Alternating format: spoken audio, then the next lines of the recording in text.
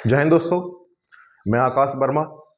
आज हम लोग फिर करंट अफेयर्स के साथ एक बार लाइव हैं। तो चलिए आज के करंट अफेयर्स में पहला टॉपिक हम देखते हैं, जिसका नाम है भारत के 4 क्षेत्र रामसर साइट में जुड़े। अभी वर्तमान में बात करें तो कल ही अपने भारत से 4 क्षेत्र रामसर में जुड़े हैं, जो आर्द्र भूमि के क्षेत्र हैं। और ये 4 क्षेत्र 3 राज्यों से हैं, एक तमिल, एक सिक्किम और एक झारखंड। ठीक है, तो चलिए इसके बारे में बात कर लेते हैं। अपने नोट्स निकालिए और उनको लिखना शुरू कीजिए। तो आप देख रहे हैं पहला टॉपिक, जिसका नाम है भारत के 4 क्षेत्र रामसर में शामिल हुए। अब जो 4 मिलाकर इसकी संख्या जो हो जाएगी वो कितनी हो जाएगी? 89। मतलब भारत में आर्द्र भूमि की संख्या अब कितनी हो गई है? 89। पहले 85 थी, लेकिन कल ही 4 जुड़ने के बाद ये हो गई 89, जो एशिया में सबसे बड़ी संख्या है। अगर कोई ये पूछे कि एशिया में सबसे ज्यादा रामसर किसके पास है, आर्द्र भूमि किसके पास है, तो हम अपने भारत का ही नाम ले रहे होंगे। तो ये चारों के नाम देख लीजिए। पहला है सक्कारा कोत्तई। क्या नाम है? सक्कारा कोत्तई पंछी अभ्यारण्य, और ये पड़ता है तमिलनाडु। नेक्स्ट दोस्तों, शेरथागला पंछी अभ्यारण्य, ये भी पड़ेगा तमिल। सक्कारा कोत्तई और शेरथागला याद कर लो। सक्कारा कोत्तई और शेरथागला दोनों तमिल में। नेक्स्ट, खचेओ पलरी, याद कर लेंगे। खचेओ पलरी वेटलैंड, ये कहां पड़ेगा? सिक्किम में। नेक्स्ट, उधवा झील, ये है झारखंड।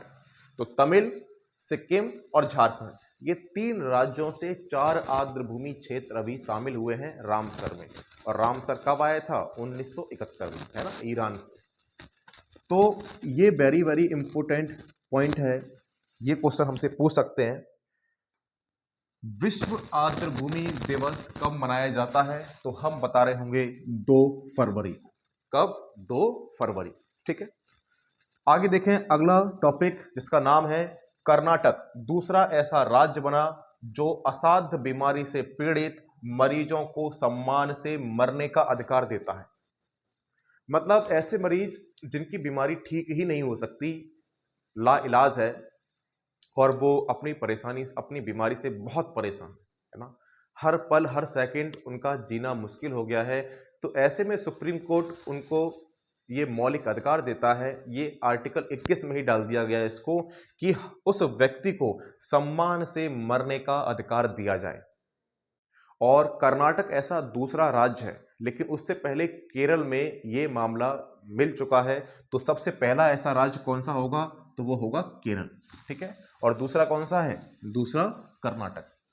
बात क्लियर? चलिए आगे आप देखें अगला पॉइंट, गुनेरी अंतर्देशीय मैंग्रोव। गुनेरी इंपोर्टेंट टॉपिक है वर्तमान का। गुनेरी बात करें कहां पर है, तो ये पड़ेगा गुजरात में। गुनेरी कहां पड़ेगा? गुजरात।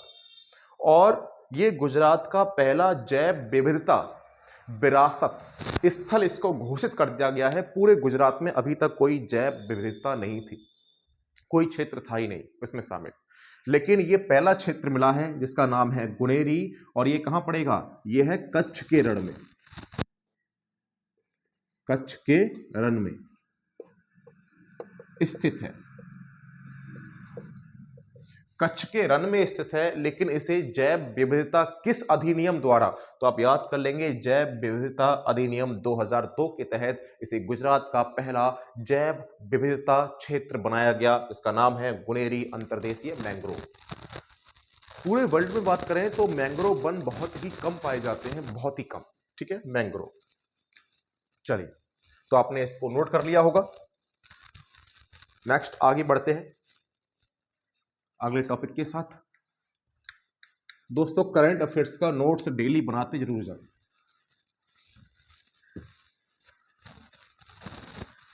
और संडे जब आता है उस संडे को रिवीजन जरूर रखें।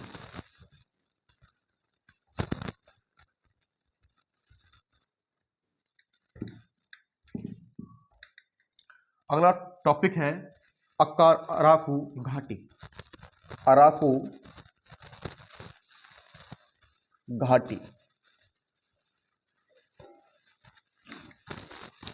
देखिए अराकू घाटी की बात करें तो ये पड़ेगा आंध्र प्रदेश में, और अराकू घाटी में अभी वर्तमान में कल ही एक उत्सव मनाया गया, उस उत्सव के बारे में हम जानेंगे। तो लिखें आंध्र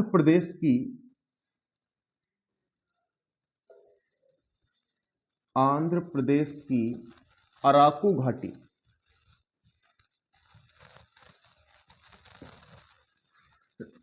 आंध्र प्रदेश की अराकू घाटी में चाली नामक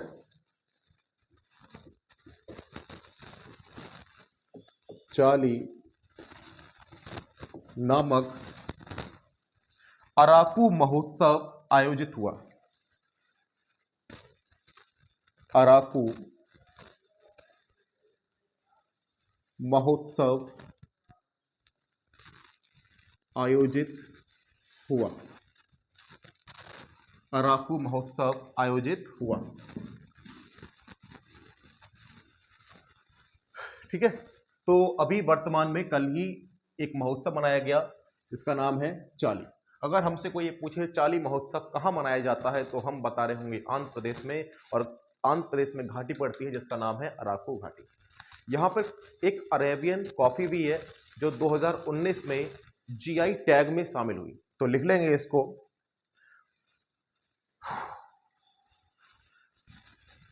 Araku arabica coffee, Araku arabica,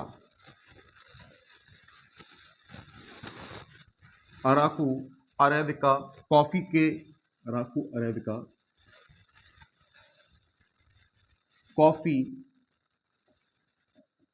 के लिए प्रसिद्ध है।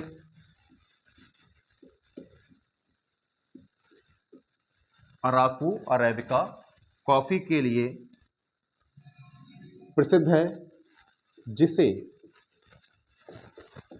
2019 में जीआई टैग मिला। 2019 में दोस्तों क्या मिला है? 2019 में इसमें जीआई टैग मिला है अराकू अरेबिका कॉफ़ी के लिए। तो ये जो घाटी है अराकू, इस घाटी में एक कॉफ़ी मिलती है जिसका नाम है अराकू अरेबिका कॉफ़ी। ठीक है, और 2019 याद रखेंगे, 2019 में इसको जीआई टैग मिल चुका है। ठीक है, चलो नेक्स्ट, अगला टॉपिक अमोनिया प्रदूषण।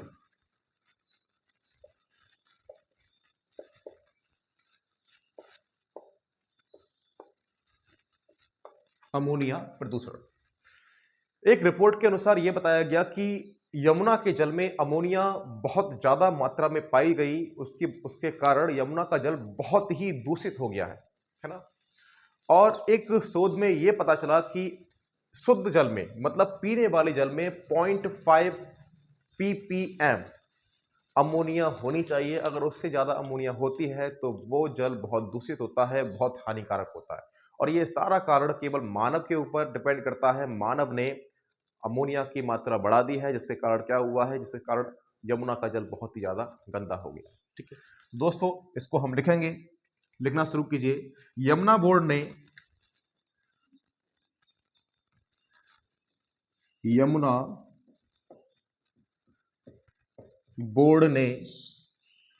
यमुना नदी में यमुना बोर्ड ने यमुना नदी में हर साल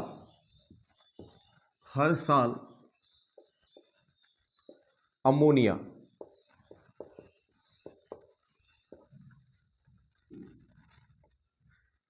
का स्तर बढ़ा हुआ पाया। अमोनिया का स्तर कैसा पाया? बढ़ा हुआ पाया है। ठीक है, आपको याद रखना है, यमुना बोर्ड एक बोर्ड बनाया गया था जब यमुना नदी प्रदूषित हुई थी, तो यमुना नदी में हर साल अमोनिया का स्तर कैसा पाया है? तो ये बढ़ा हुआ पाया है। भारतीय मानक ब्यूरो के अनुसार, भारतीय मानक ब्यूरो के अनुसार, भारतीय मानक ब्यूरो के अनुसार पेयजल में, पेयजल में अमोनिया की मात्रा, अमोनिया की मात्रा 0.5 पार्ट्स पर मिलियन,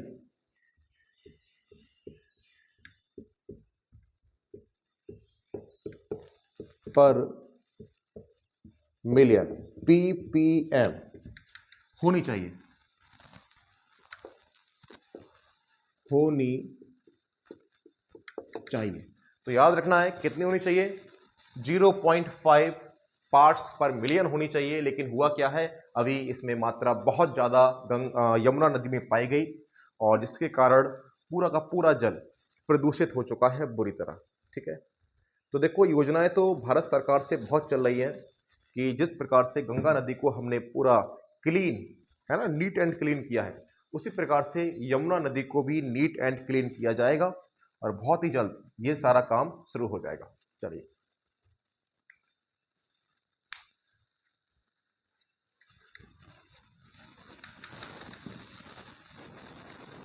IPPB,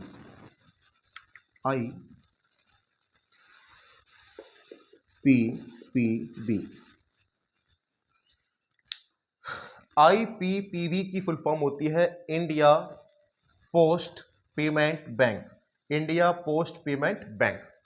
तो याद रखेंगे इंडिया पोस्ट पेमेंट बैंक पर आरबीआई ने अभी जुर्माना लगाया है। ये बैंक आरबीआई के अंडर आती है और आरबीआई ने इस पर जुर्माना लगाया क्योंकि इसने थोड़ा सा गड़बड़ कर दिया था। उस गड़बड़ के बारे में जानते हैं, तो लिखे हैं India post payment bank, India post payment bank पर आरबीआई ने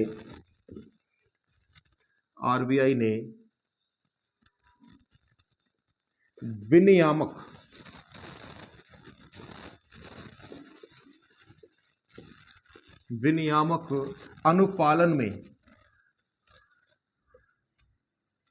अनुपालन में लापरवाही बरतने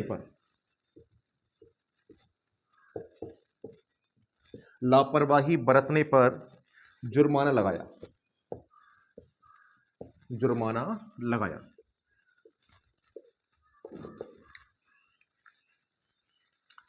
आईपीपीबी की स्थापना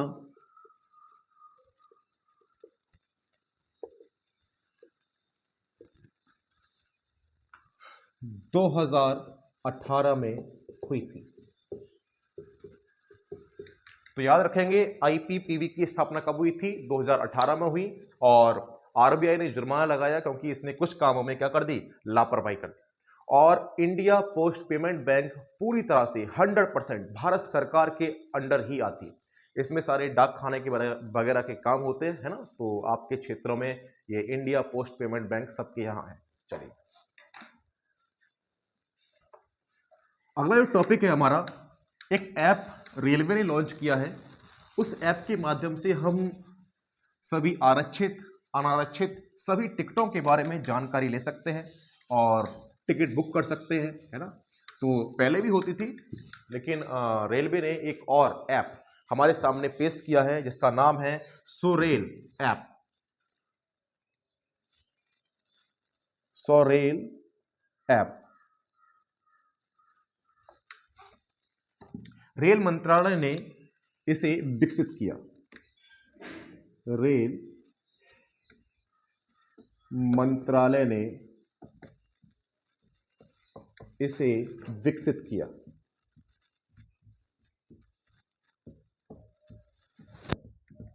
तो याद रखना है, सोरेल ऐप जो है वो किसने लॉन्च किया है? अभी किया है रेल मंत्रालय ने। और मैंने आपको बता दिया ये आरक्षित, अनारक्षित या फिर जो भी टिकटें हैं या फिर ट्रेन कहां से कहां जा रही है, कौन सी जा रही है, वो सारी जानकारी ये हमें देगा ना। जैसे पहले बहुत सारे ऐपों के जरिए हम रेल की जानकारी लेते थे, उसी प्रकार से इस सोरेल के माध्यम से हम सारी जानकारी ले लेंगे। ठीक है, चलिए।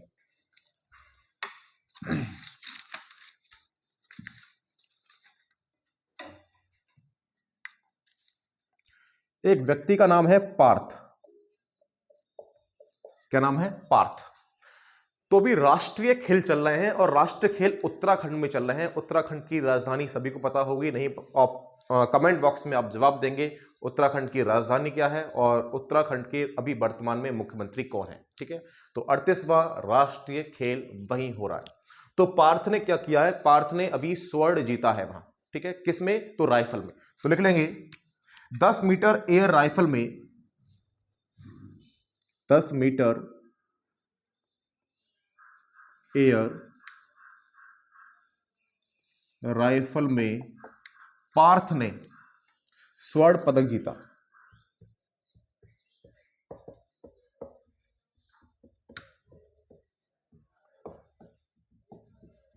स्वर्ण पदक जीता। तो पार्थ जो है वो किस खेल से संबंधित है? तो आप बता रहे होंगे वो राइफल से संबंधित है।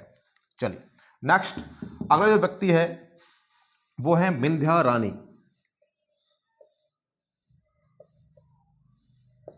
विंध्या रानी। अगर विंध्या रानी की बात की जाए तो ये वो महिला है जिन्होंने अभी राष्ट्रीय खेल में इन्होंने भी स्वर्ण जीता है और इन्होंने मीराबाई चानू का रिकॉर्ड तोड़ दिया। ठीक है, तो इनके बारे में लिखेंगे और जानेंगे।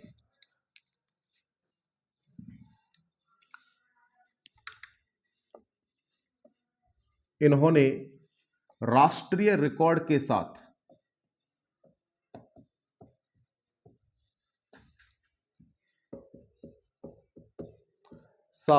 स्वर्ण जीता। राष्ट्रीय रिकॉर्ड के साथ स्वर्ण जीता। विंध्या रानी मणिपुर की रहने वाली है। मणिपुर की निवासी है। भारोत्तोलन,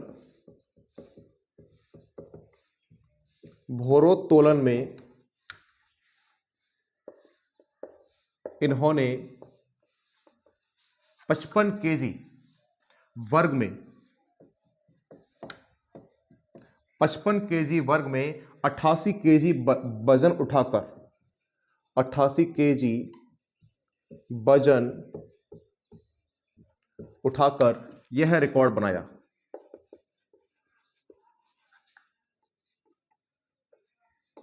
तो याद रखना है 55 केजी में इन्होंने खेला है और स्नैच में, मतलब जो भारोत्तोलन वेट लिफ्टिंग होती है ना, तो भारोत्तोलन में क्या किया है? 88 केजी वजन उठा दिया इन्होंने।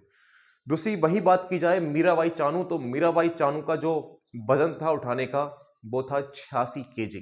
ठीक है, तो इनका नाम याद रखना है विंध्या रानी।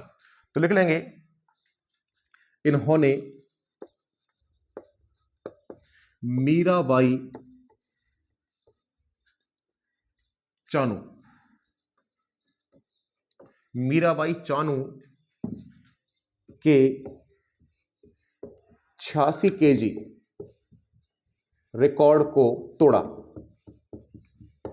तो नाम याद रखना है विंध्या रानी, जिन्होंने मीराबाई चानू का रिकॉर्ड तोड़ दिया है भारोत्तोलन में। अभी वर्तमान के उत्तराखंड में चल रहे हैं राष्ट्रीय खेल।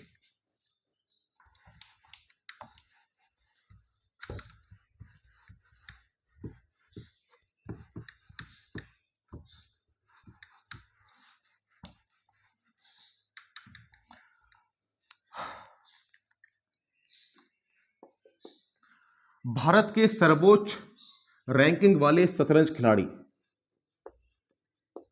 भारत के सर्वोच्च रैंकिंग वाले